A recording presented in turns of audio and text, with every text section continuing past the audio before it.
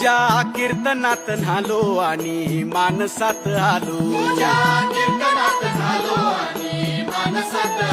हरी नामाचा गजर केला मला मी गावलो,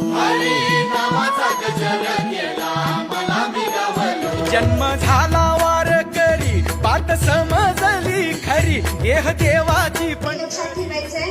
जसं समोर विठ्ठल रखुमाईची मूर्ती आहे तसंच घरात एक बापाचा बाप जो खंबीर आहे तुमचं घर सांभाळायला तुमच्या पाठीमागे, तो विठ्ठल तुमची वाट बघतोय, तुमची रखुमाई तुमची वाट बघते, तुमची लेकरं तुमची वाट बघतायत. पण त्या लेकरांना त्या रखुमाईला त्या विठ्ठलाला आपली माणसं परत भेटल्यानंतर समाधान झालं पाहिजे.